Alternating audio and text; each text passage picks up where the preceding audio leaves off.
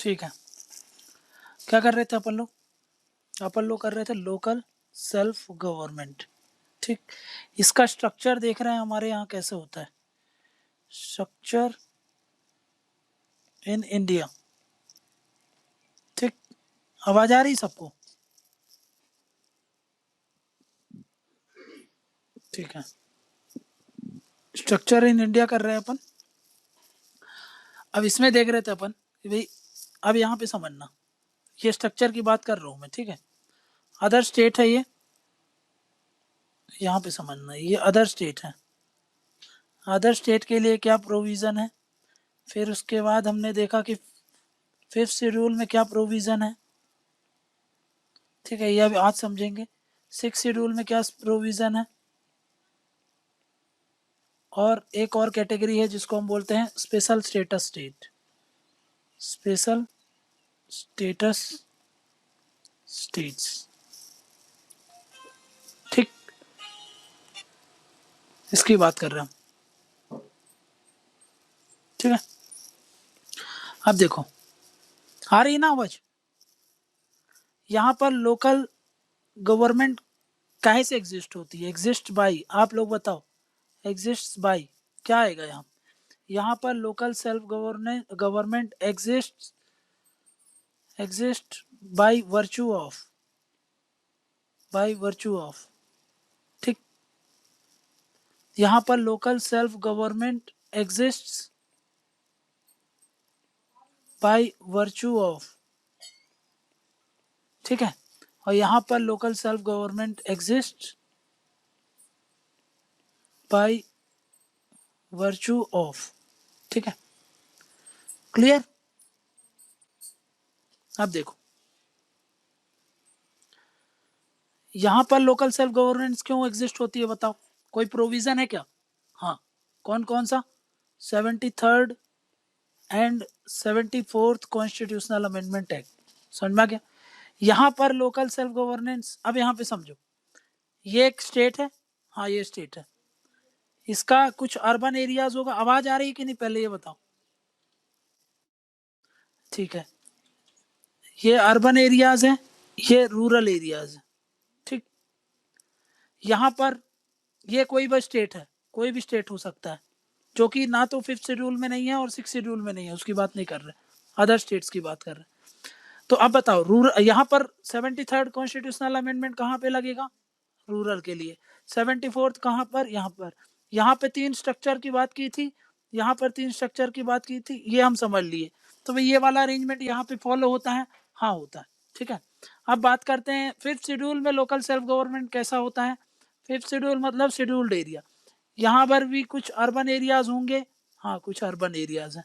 यहाँ पर भी कुछ रूरल एरियाज होंगे। हाँ, कुछ रूरल एरियाज हैं। यहाँ पर कौन सा लगेगा? 73rd constitutional amendment act. यहाँ पर लगेगा 74th कॉन्स्टिट्यूशनल अमेंडमेंट एक्ट। लेकिन हमने क्या देखा था कि कई स्टेट्स में क्या होते हैं, कुछ पॉकेट्स में कुछ शेड्यूल्ड एरियाज होते हैं, है ना। मान लो कि ये कौन से, ये पॉकेट्स में क्या है, ये हैं शेड्यूल्ड एरियाज। इनको क्या बोल रहा हूँ मैं? ये क्या है? Scheduled areas. ये हैं शेड्यूल्ड एरियाज। शेड्यूल्ड एरियाज में लोकल सेल्फ गवर्नमेंट क्यों एग्जिस्ट होती है? कोई कानून है क्या इसके लिए? बताओ। ये ऐसे कितने स्टेट्स हैं? 10 स्टेट्स हैं, ये हमने देख लिया था, जहां पर शेड्यूल्ड एरिया है। तो यहाँ पर लोकल सेल्फ गवर्नमेंट कौन सा काम करता है बताओ? 73rd कॉन्स्टिट्यूशनल अमेंडमेंट एक्ट लगता है क्या? यस, यहाँ पर लोकल सेल्फ गवर्नमेंट एग्जिस्ट होती है पेसा एक्ट के कारण। क्लियर? यहाँ पर पेसा एक्ट 1996, समझ में आ गया? इसके तहत लोकल गवर्नमेंट एग्जिस्ट होती है। समझ में आ रहा है कि भाई यहाँ पर एक अर्बन एरिया है। हाँ, अर्बन एरिया, यहाँ पर भी अर्बन एरिया है। लेकिन ये जो शेड्यूल्ड, ये पेशा बोल रहा है कहाँ पे लग रहा है? ये देखो रूरल साइड में लग रहा है। तो उस दिमाग में रखना, अर्बन साइड के लिए कोई लॉ है तो एट प्रेजेंट कोई लॉ नहीं है। समझ में आएगा? At present no such specific law. जैसे यहाँ पर रूरल एरियाज के लिए जो ट्राइबल एरियाज हैं, उनके लिए क्या बोल दिया हमने? शेड्यूल्ड एरिया होते हैं। उन शेड्यूल्ड एरिया में कौन सा एक्ट काम करता है? पेशा एक्ट। समझ में आ गया? अगर हम बात करें, ठीक, अगर हम बात करें यहाँ की कि भाई लोकल सेल्फ गवर्नमेंट यहाँ पर 6 शेड्यूल में कैसे एग्जिस्ट होती है, तो यहाँ पर भी क्या है, 2 एरियाज हैं। कौन कौन से?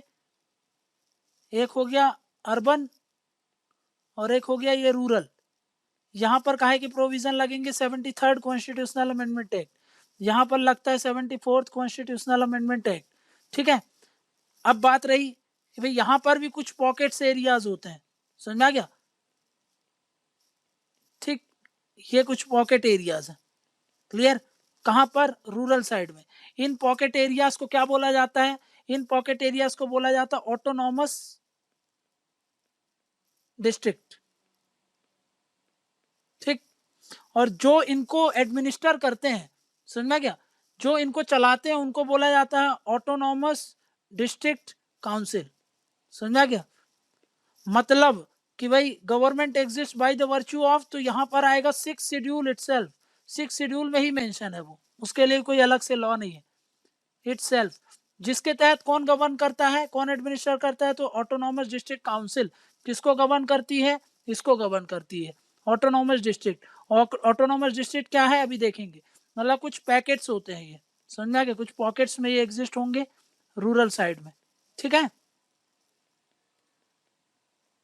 क्लियर? ठीक, अभी देखते हैं आगे क्या है, बट अभी इतना याद रखना है, यहां पर भी कुछ अर्बन एरियाज होते हैं, कुछ रूरल एरियाज होते हैं। ठीक, ये हो गया आपका अर्बन और ये हो गया रूरल। ठीक, तो फिर इनमें कैसे इनका लोकल सेल्फ गवर्नमेंट एग्जिस्ट करता है? तो इनके लिए क्या है ना, स्पेशल आर्टिकल्स हैं सबके लिए, by different articles under constitution, under constitution. और वो आर्टिकल जनरल आर्टिकल कौन सा है? 371। फिर उसमें 371 ए है, बी है, सी है, ऐसे करके देखेंगे कितने सारे आर्टिकल। समझ में आ गया? पहली बात क्या बताया मैंने शुरू में, ये चीज थोड़ा सा दिमाग में रखना। अभी हम पढ़ लेंगे क्या आज? 5th शेड्यूल करना है अपन को, 6th शेड्यूल करना है। ठीक है, फिर आएंगे इन पर कि इनका क्या है। ये तो समझ ही लिए हम। क्या लास्ट वाला जो लोकल सेल्फ गवर्नमेंट, उसके लिए अलग अलग आर्टिकल्स हैं। जैसे 371 के अंदर नागालैंड के लिए ए है, असम के लिए बी है, समझ में क्या? तो ऐसे करके बहुत सारे स्टेट्स के लिए अलग अलग। अब अगर ऑन जनरल हम बात करें, अगर जब हम यहां से यहां बढ़ रहे हैं, देखो यहां से यहां बढ़ रहे हैं, ठीक है, ठीक, तो ऑटोनॉमी बढ़ती जाती है उनको, समझ में आ गया? ऑटोनॉमी बढ़ती जाएगी, समझ में आ रहा है? ऑन जनरल, ठीक है, ऑटोनॉमी बढ़ती जाएगी और मोर स्पेसिफिक होते जाएंगे, प्लस मोर स्पेसिफिक होते जाएंगे वो, समझ में आ गया? एरिया स्पेसिफिक बात होने लगेगी। क्लियर है इतनी बात? तो इस चीज को याद रखना, ये वाला समझ में आ गया?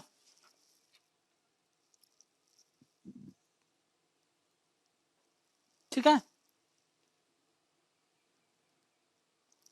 बढ़े आगे, 5th शेड्यूल चालू करें। ठीक है, 5th शेड्यूल क्या है ये समझते हैं। देखो, एक बात तो याद रखना कि 5th शेड्यूल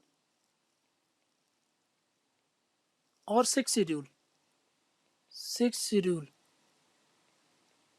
यहां पर जो वर्ड यूज कर रहा हूं, ये एक एरिया है, ठीक है, ये एक स्टेट है, उसमें मान लो ये एक एरिया है, ठीक, ये एक एरिया है, ये एक एरिया है, ठीक है।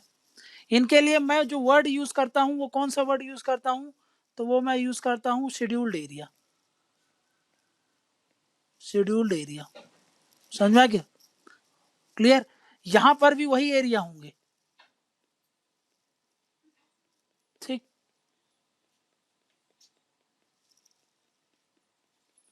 पर यहां के लिए मैं जो वर्ड यूज करता हूं वो मैं यूज करता हूं क्या? ट्राइबल एरियाज,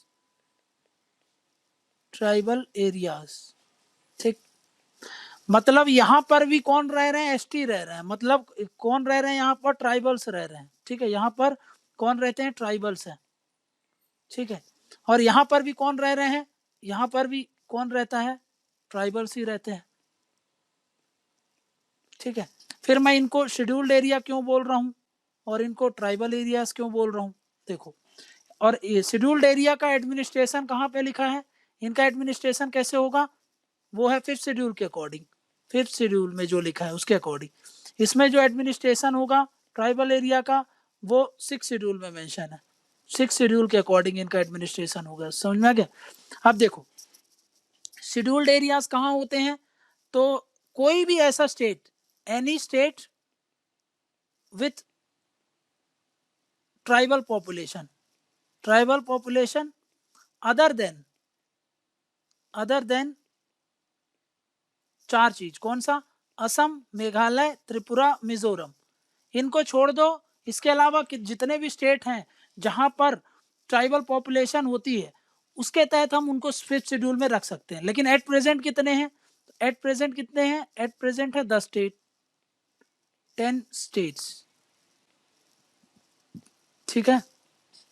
यहां पर कितने 6 शेड्यूल में, इसमें ये 4 स्टेट हैं जो यहां पे मेंशन है ना, ट्राइबल स्टेट्स कौन कौन से, असम,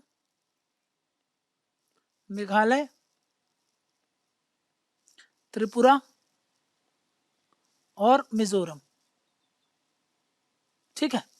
आप समझते हैं कि भाई ऐसा क्यों बोल रहे हो कि भाई जब यहाँ पे भी ट्राइबल रह रहे हैं यहाँ पर भी ट्राइबल रह रहे हैं तो फिर दोनों को सेम नाम से क्यों नहीं बोलते, क्योंकि देखो यहाँ पर जो इन स्टेट्स में जो ट्राइब्स रहती है ना, इधर आते हैं, ये था हमने फिफ्थ शेड्यूल देख रहे थे और ये था 6th। यहाँ के जो ट्राइब्स है ना वो बहुत ज्यादा एसिमिलेट हो चुकी है, समझ में आ गया, दे आर मच एसिमिलेटेड, समझ में आ गया। एसिमिलेशन मतलब क्या होता है, घुल मिल गई है, ठीक है, ये वाली घुल मिल गई है। बट यहाँ की जो ट्राइब्स हैं दे आर इन आइसोलेशन, ये आइसोलेशन में है, ज्यादा एसिमिलेट नहीं हुई है, समझ में आ गया। दे आर प्रिमिटिव हैं, अभी भी पुराने जमाने के जो रीति रिवाज हैं उनसे रहते हैं, समझ में आ गया। अभी भी इनका जो लाइफस्टाइल है, इनकी लाइफस्टाइल कैसी है, ये तो सब सेटल्ड हैं, एग्रीकल्चर परफॉर्म करते हैं, है ना। तो आउटसाइड वर्ल्ड से इनका टच ज्यादा है, आउटसाइड वर्ल्ड से इनका जो टच है वो बहुत ज्यादा है। लेकिन इनकी लाइफस्टाइल की बात करें तो वो कैसी है, हंटर है, ये हंटिंग एंड फूड गैदरिंग, ठीक है, क्लियर।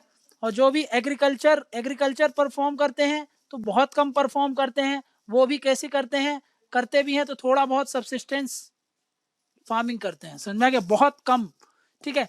इनका जो सोसाइटी है ये बहुत ज्यादा टाइड टू देयर कल्चर, समझ में आ गया। ये प्लस ये हॉस्टाइल होते हैं towards outside, hostile towards outside, समझ में आ गया। लेकिन यहाँ के ये हॉस्टाइल नहीं है, दे आर नॉट हॉस्टाइल, समझ में आ गया, क्लियर। इनका पार्टिसिपेशन ज्यादा है, ठीक है, more people participation with outer world, समझ में आ रहा है। प्लस यहाँ पर जो यहाँ पर क्या होता है ना कि भाई ये यहाँ पर ये अभी भी बार्टर सिस्टम वगैरह परफॉर्म करते हैं, barter system as a medium of exchange, समझा क्या। ये तो इनका जो मीडियम ऑफ एक्सचेंज है वही जो सिस्टम में चलता है, मीडियम ऑफ एक्सचेंज इनका कैसा है, एज इन सिस्टम, जैसा सिस्टम में होता है वैसे ही इनका मीडियम ऑफ एक्सचेंज, ठीक है। ये लोग थोड़ा सा कंजर्वेटिव होते हैं, दे आर कंजर्वेटिव, ठीक, ये लोग थोड़े से लिबरल हैं, ठीक है, समझा क्या। ये अभी भी परफॉर्म करते हैं पॉलीएंड्री, ठीक है ना, इनके में एक औरत की बहुत सारी शादियां भी हो जाती हैं, यहाँ पर ऐसा सच कुछ नहीं दिखता। तो मतलब ये वाला जो ट्राइबल एरियाज है इनमें थोड़ा सा डिफरेंट टाइप का एडमिनिस्ट्रेशन चाहिए, और ये वाला जो ट्राइबल एरियाज है इनमें डिफरेंट एडमिनिस्ट्रेशन चाहिए। समझ में आ गया? इसीलिए इनके एरियाज को हम क्या बोलते हैं? Tribal areas. इनके एरिया को क्या बोलते हैं हम? Scheduled areas. ठीक है, क्लियर है? थोड़ा सा डिफरेंस है दोनों में। हाँ पूछो।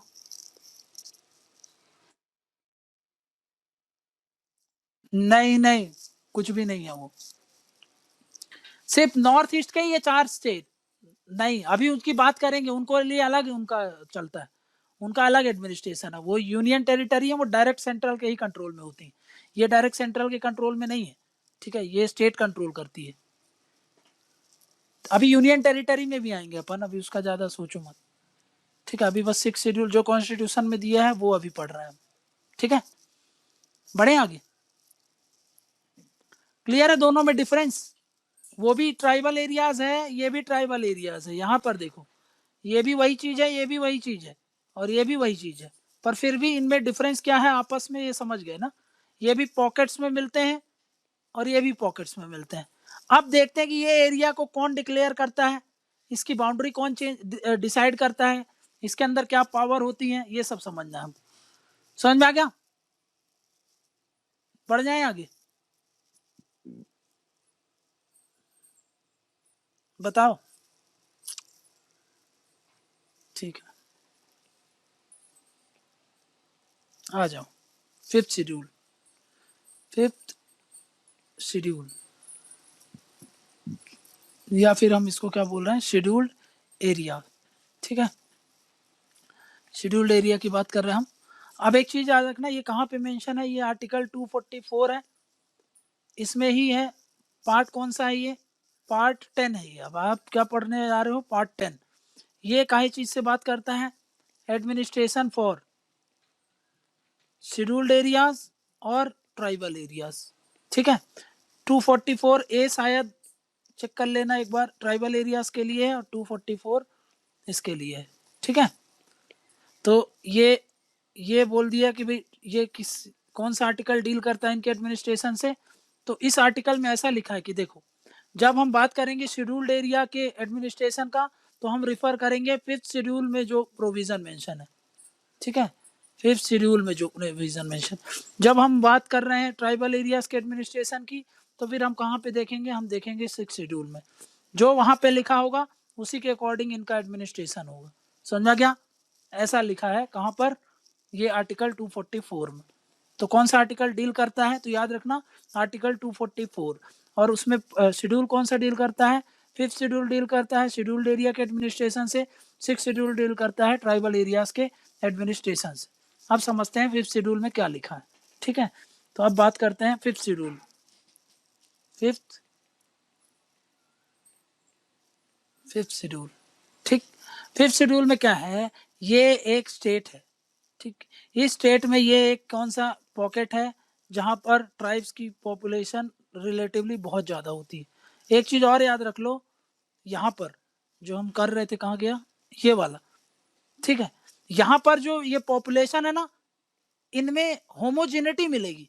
समझा गया? होमोजेनिटी मतलब एक तरीके के ज़्यादा मिलेंगे आपको पॉकेट्स में।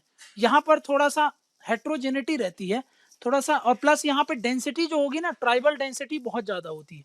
ट्राइबल डेंसिटी यहाँ पर बहुत ज़्यादा होगी, मतलब एक एरिया में ट्राइब्स बहुत ज़्यादा ही मिलते हैं आप। ट्राइबल डेंसिटी बहुत ज़्यादा है, यहाँ पर ट्राइबल डेंसिटी थोड़ा सा कम होती है। ट्राइबल डेंसिटी कम होगी, एरिया संख्या वाइज भले ज़्यादा होंगी, बट एक एरिया में अगर हम बात करें ना, तो वो बहुत कम एरिया डोमिनेट करता है। किससे? ट्राइब से। मतलब ट्राइबल डेंसिटी यहाँ पर 6 शेड्यूल में बहुत ज़्यादा होती है, यहाँ पर कम होती है। वापस से आते हैं, ये एक एरिया है। ठीक है, इसको हम बोल रहे हैं कि ये कौन सा है? शेड्यूल्ड एरिया है। उस स्टेट में ये स्टेट है, यहाँ पर इसको हम क्या बोल रहे हैं? ये सब कौन है? ये है शेड्यूल्ड एरिया। Scheduled area. तो सबसे पहली बात, डिक्लेरेशन। अगर हम बात करें डिक्लेरेशन की, तो डिक्लेरेशन कौन करता है? तो याद रखना कि शेड्यूल्ड एरिया किसके द्वारा डिक्लेयर किए जाते हैं? तो भाई प्रेसिडेंट। वहीं जब हम बात करेंगे ट्राइबल एरियाज की, तो वहां पे गवर्नर आ जाते हैं। समझ में गया? मैं क्या बोल रहा हूँ कि भाई ये स्टेट है, ये किसी भी स्टेट में कौन सा एरिया शेड्यूल्ड एरिया होगा ये कौन डिक्लेयर करेगा? प्रेसिडेंट। प्रेसिडेंट जब ऐसा डिक्लेयर करते हैं तो कंसल्ट करते हैं किससे? कंसल्टेशन करते हैं गवर्नर से। उस स्टेट का जो भी गवर्नर होगा उससे वो क्या कर सकते हैं? कंसल्ट कर सकते हैं। प्रेसिडेंट और एक चीज क्या कर सकते हैं? प्रेसिडेंट ये जो है, मान लो इसकी बाउंड्री बढ़ाना है, यहां तक करना है, ठीक है, अब शेड्यूल्ड एरिया, या फिर इसकी बाउंड्री डिक्रीज करना है यहां तक का, मतलब बाउंड्री को क्या करो, बाउंड्री को इंक्रीज करना या डिक्रीज करना, वो भी कर सकते हैं।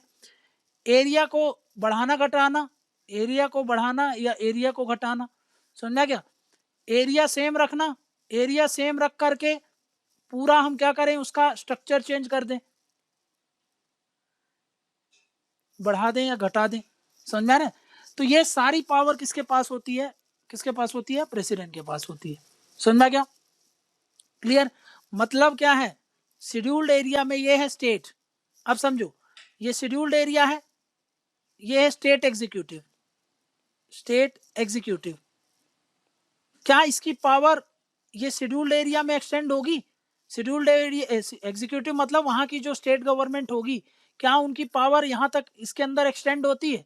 तो हाँ, एग्जीक्यूटिव पावर एक्सटेंड तो होती है, ठीक, एक्सटेंड होगी, लेकिन ठीक है, एक्सटेंड तो होगी, बट क्या होता है यहां पर समझो, ये है यूनियन सेंटर और ये है स्टेट, ठीक, क्लियर? और ये है तुम्हारे शेड्यूल्ड एरिया। तो सेंटर क्या कर सकती है? इनको डायरेक्शन दे सकती है। क्लियर? किस पर्पस के लिए? इस पर्पस के लिए कि भाई शेड्यूल्ड एरिया में किस तरीके का एडमिनिस्ट्रेशन कैसे चलाना है, ठीक है ना? For administration in scheduled areas, मतलब क्या है, सेंटर के पास ज्यादा रिस्पॉन्सिबिलिटी हो गई, मतलब सेंटर हैज ग्रेटर रिस्पॉन्सिबिलिटी और control on the administration of scheduled area. बोल सकता हूं कि नहीं बोल सकता हूं? ठीक है, अब देखो इस ये कैसे काम करता है, समझो इधर पे, नेक्स्ट आओ, यहां पे समझो, ये है गवर्नर। गवर्नर क्या करते हैं, ये प्रेसिडेंट को टाइम टू टाइम एनुअली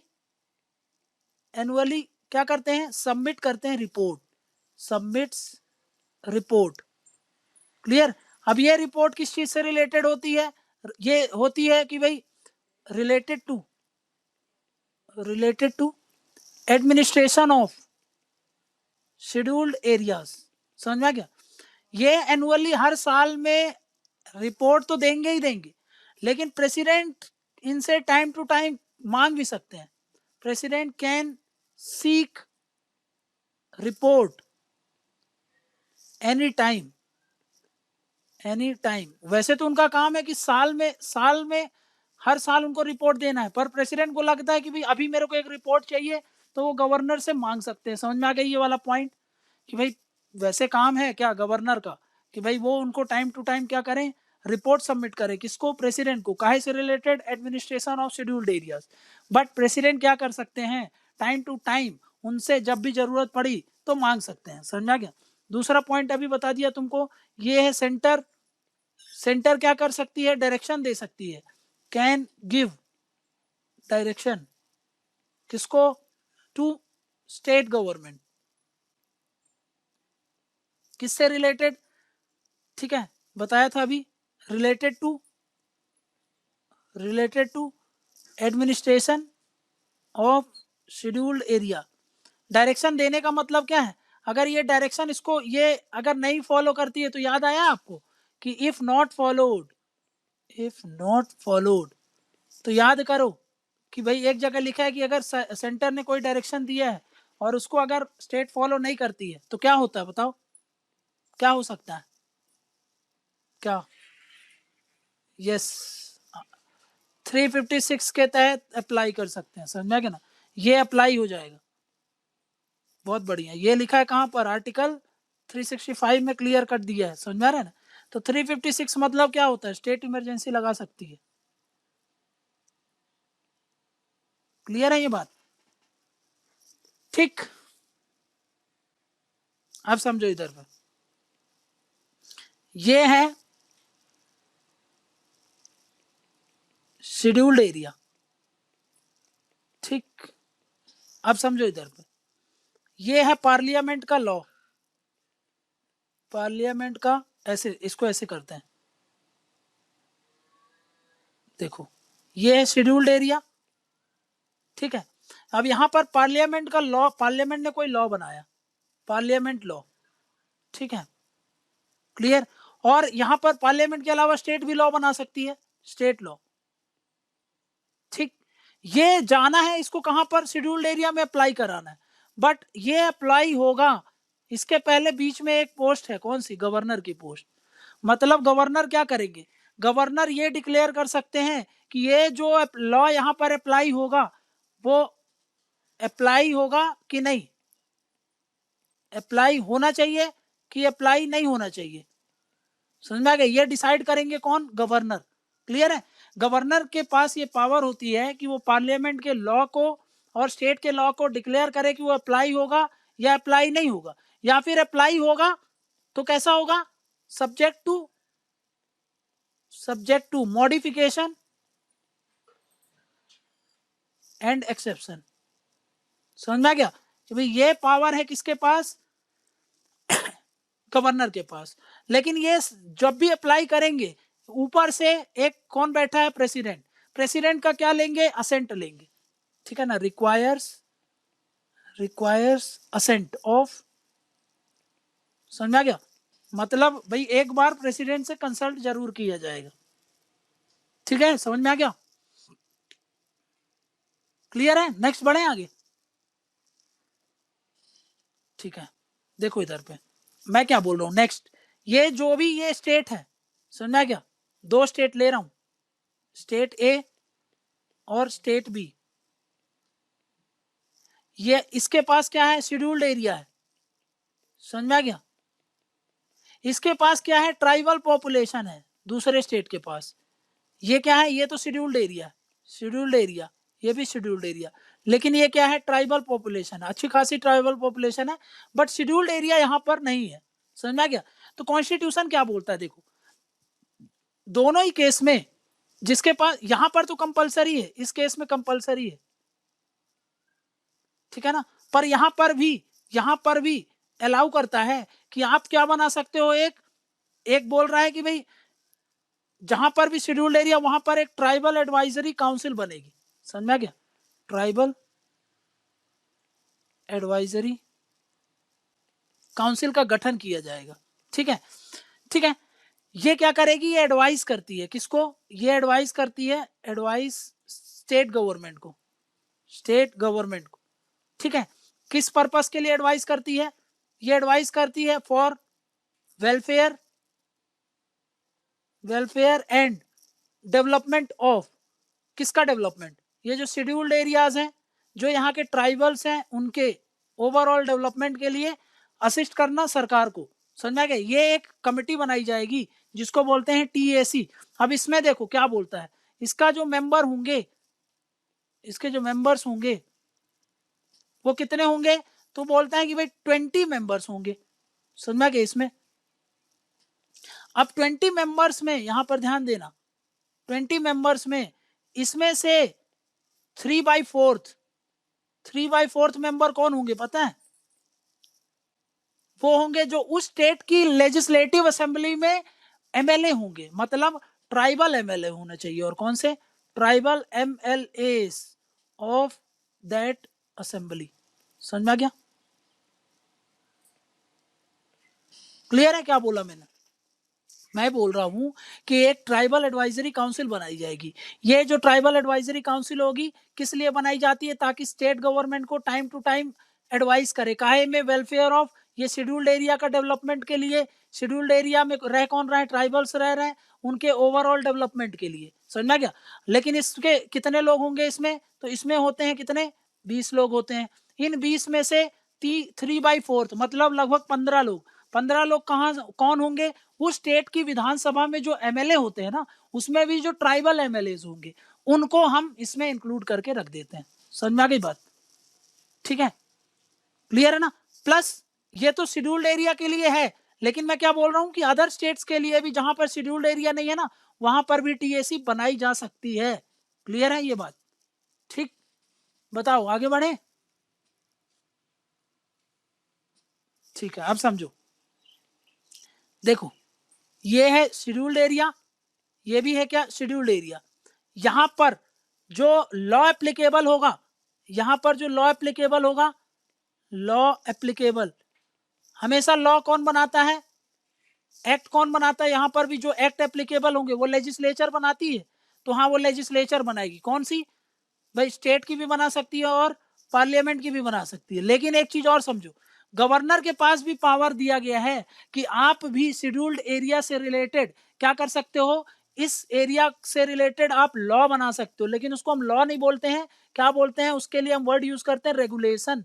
समझ में क्या मतलब, क्या है, गवर्नर, लेकिन किससे, आफ्टर कंसल्टिंग, आफ्टर कंसल्टिंग, किससे कंसल्ट करना है, कौन देख रही है इनका वेलफेयर प्रोग्राम, वो देख रही है ट्राइबल एडवाइजरी काउंसिल।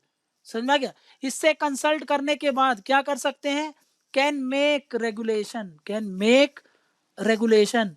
अब ये जो रेगुलेशन है, ये रेगुलेशन एक्चुअली में है क्या, समझो कि ये एक लॉ है।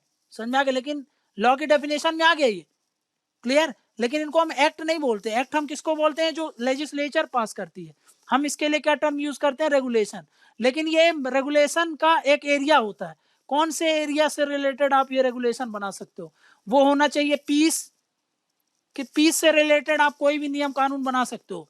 देखो अब समझो, इस एरिया में ट्राइबल्स को एक्सप्लॉइटेशन सबसे ज्यादा क्यों होता है, क्योंकि ये लोग, याद करो, मनी लैंडिंग एक्टिविटीज में फंस जाते हैं। समझा गया? तो मनी लैंडिंग एक्टिविटीज में ये फंस गए, याद करो हिस्ट्री पूरा, भाई साहूकार लोग, डिकूज, इन्हीं के चक्कर में तो ये सारे मूवमेंट हुए थे।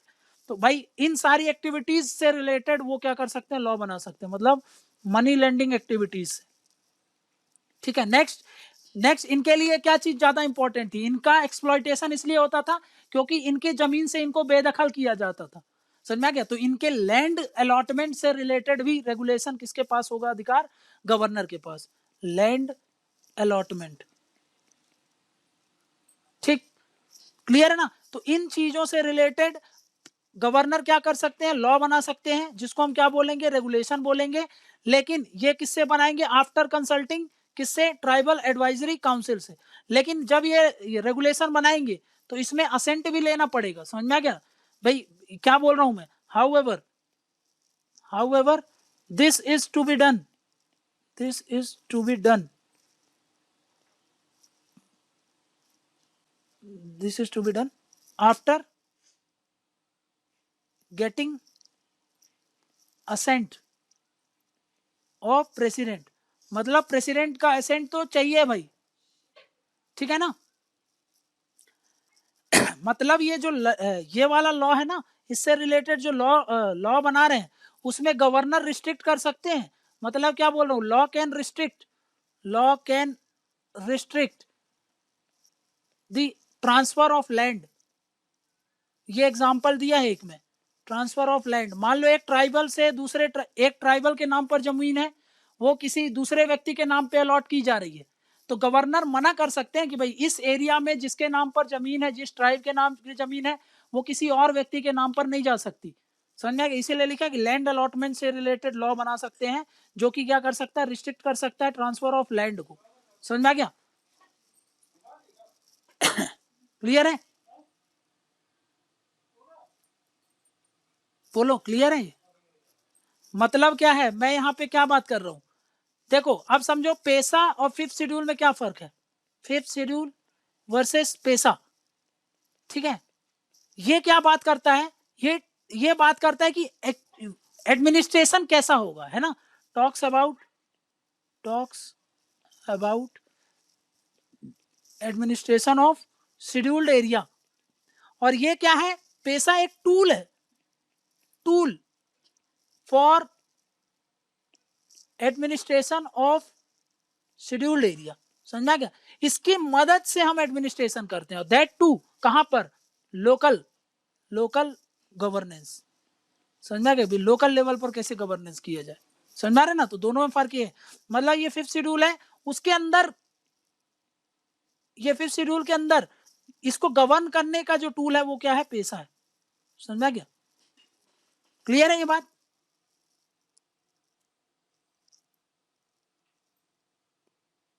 ठीक है, क्लियर है ये बात?